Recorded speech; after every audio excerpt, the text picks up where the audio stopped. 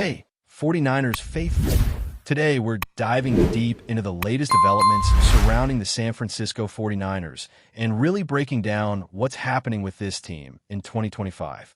There's a lot to unpack here because when you look at the decisions made by the organization leading up to the NFL trade deadline, it really paints a picture of how the Niners view this season, and it raises a lot of questions about direction, strategy, and priorities.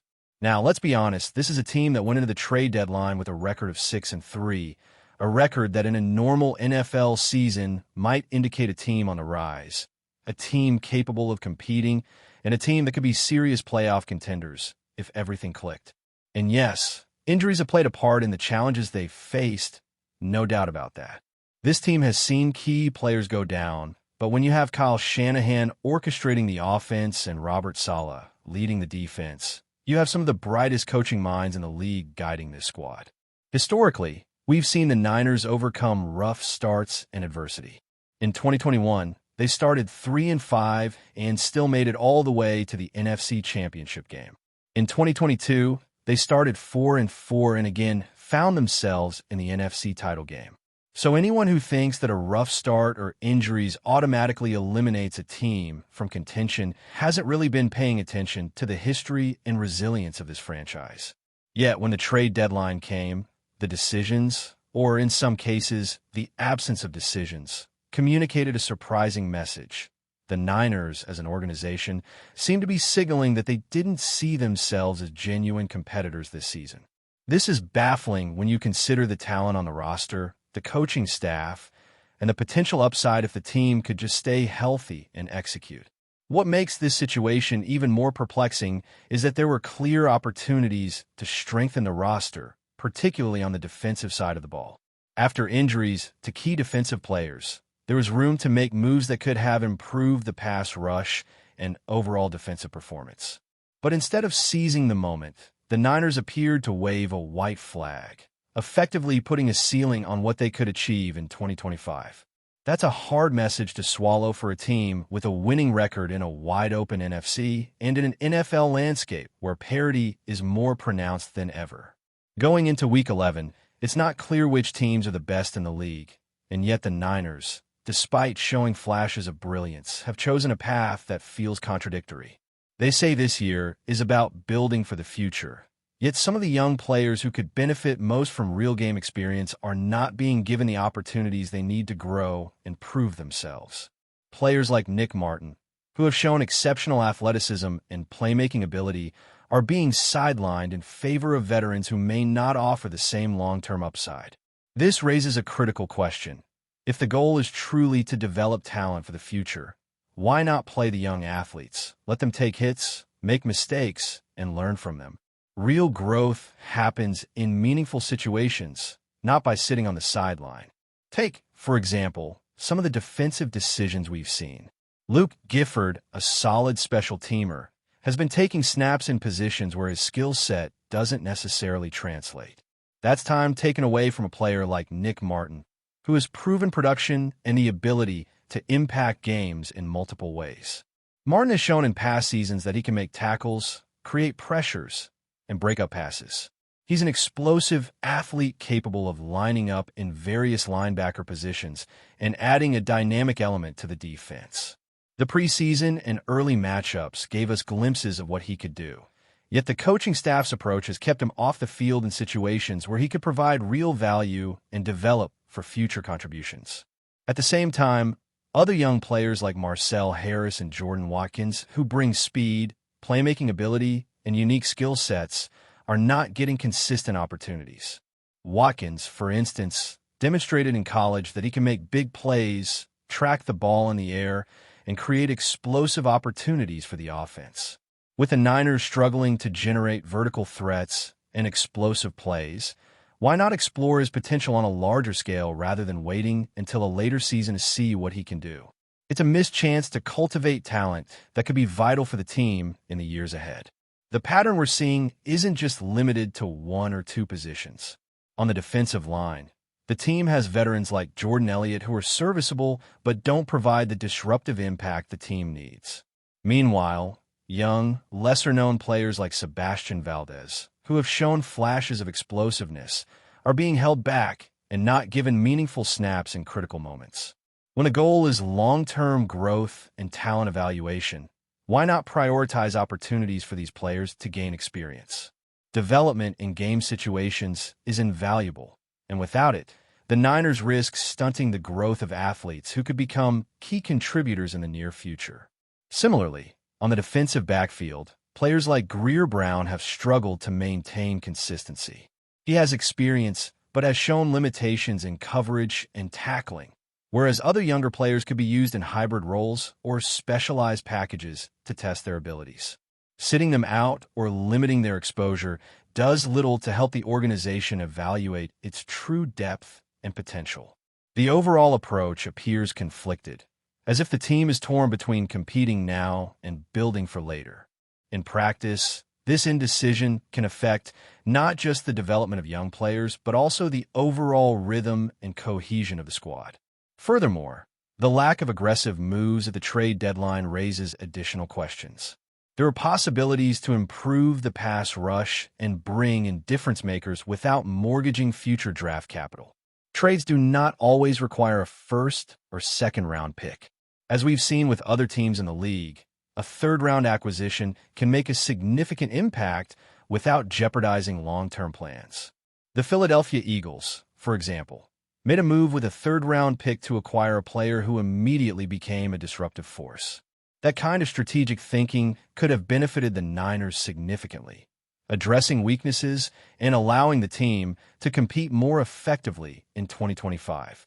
Instead, the decision was made to stand pat, which, while perhaps aligned with a future-focused philosophy, seems to neglect the immediate opportunity to win games and provide meaningful experience for young talent. Even when the coaching staff does deploy young players, there appears to be inconsistency in how they are utilized. Some players are rotated in, some are given starting reps, and others, who clearly have the ability to contribute, are left on the sideline. The result is a mixed message, both internally for the team and externally for fans trying to understand the direction of this season. For a team like the Niners, which has a mix of established veterans and promising young athletes, clarity and consistency are essential. Developing a clear path forward, both for this season and beyond, requires trusting young players to learn on the field, making adjustments based on performance, and finding ways to maximize their athletic traits. Without that, you risk stalling development and missing the chance to identify who can become foundational pieces for the team's future success.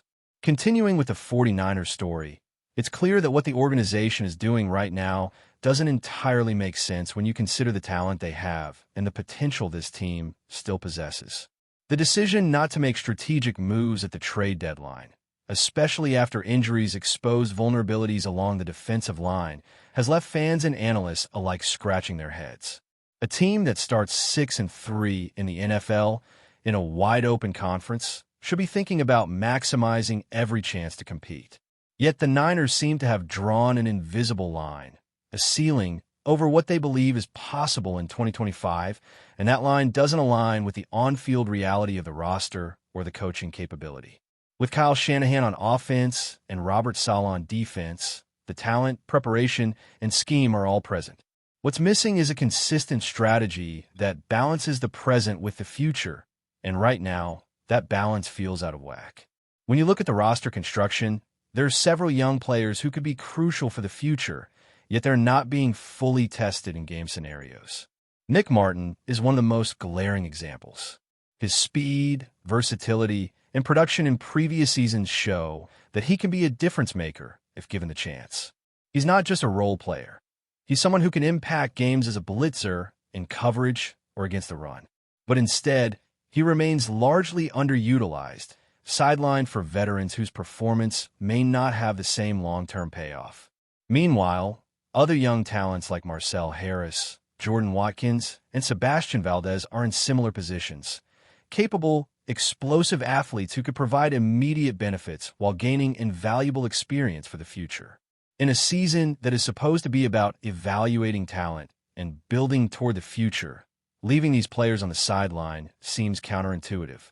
The opportunity cost is high because the Niners are essentially choosing short-term safety over long-term development, and that raises questions about the clarity of the team's plan. On defense, the struggles are apparent. Players like Luke Gifford, who excel on special teams, are being used in positions where their skill set does not align, while more dynamic athletes sit idle. This isn't just a missed opportunity for individual player development. It also impacts the overall performance of the team. The defense has clearly lacked consistent pressure on opposing quarterbacks, which has led to a number of critical plays being allowed. The team's inability to make adjustments and take calculated risks with young, capable players means that not only is development stalled, but the 49ers are also missing chances to strengthen their performance in the present. History has shown that the Niners can overcome adversity and that coaching can elevate the team's execution. Yet without utilizing the full breadth of talent on the roster, the ceiling remains artificially low. Even on special teams and in the secondary, decisions are questionable. Greer Brown has struggled in coverage and tackling, yet other players who could be tested in those same roles are not given the opportunity. Jordan Watkins, for instance, offers explosive potential as a receiver who can create big plays and generate space for the offense. With the Niners being middle of the pack in generating vertical plays, integrating a player like Watkins could provide immediate benefits while also giving the team a clearer picture of his potential moving forward. Instead, his exposure remains limited, slowing both his development and the team's ability to identify which players can truly be foundational pieces for the future. Looking at the broader strategic picture, the lack of trade activity also signals a conservative approach that contradicts the stated goal of building for the future. Trades don't always have to involve high draft capital, and the Niners could have acquired difference-makers in positions of need without mortgaging their future picks. The league has examples of teams acquiring impact players with third-round selections or even later, and those players have immediately influenced outcomes. Yet, the Niners opted for caution instead of taking advantage of the opportunities available at the trade deadline. This choice has left gaps in the roster, particularly on defense, that limit the team's ability to compete in the present while also evaluating young talent for the long term. The pattern is one of mixed messaging. On one hand, the organization emphasizes building for the future. On the other, it hesitates to fully integrate young players who could provide insights into who will be critical contributors in the coming seasons. Players are rotated inconsistently. Some are given opportunities while others are not.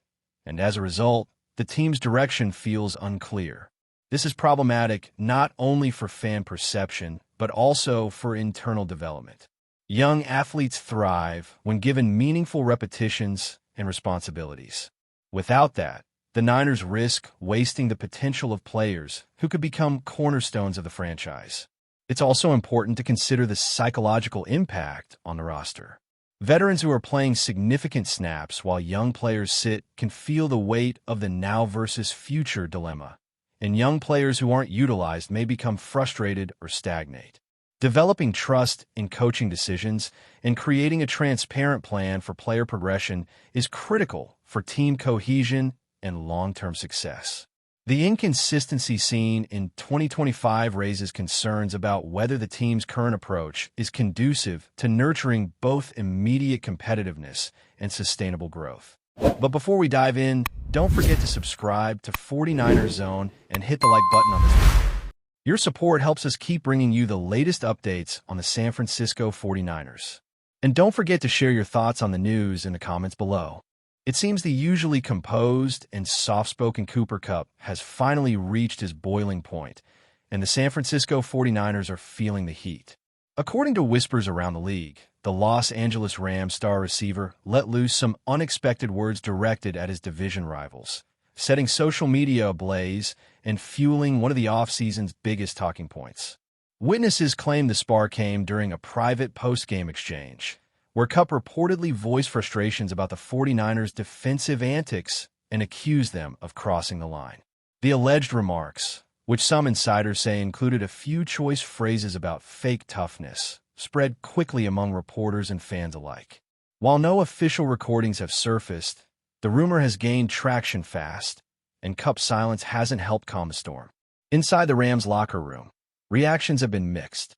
Some teammates are said to have quietly supported KUPP's outburst, viewing it as overdue retaliation after seasons of physical matchups and trash talk. Others, however, are reportedly uneasy, concerned that his comments could add unnecessary fuel to an already fiery rivalry. One anonymous player was quoted saying, "He said what a lot of guys have been thinking, but maybe not what everyone wanted out there in public." Meanwhile, in San Francisco, the response has been predictably sharp. Several 49ers defenders took to social media with cryptic posts, emojis, subtle jabs, and one particularly pointed message hinting that talk is cheap when the scoreboard speaks louder. The fan bases, naturally, have picked sides, turning every tweet, interview, and sideline glance into ammunition for the ongoing debate. If there's one thing certain, it's that the next time these two teams meet, the atmosphere will be electric and personal. Whether KUPP's rumored comments were intentional mind games or an emotional slip, they've reignited one of the NFL's most intense rivalries.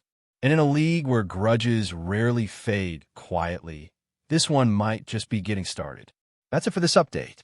If you enjoyed the video and want to keep receiving exclusive news about the San Francisco 49ers, make sure to subscribe to 49ers Zone and give this video a like. We always look forward to hearing your comments and opinions. See you in the next video.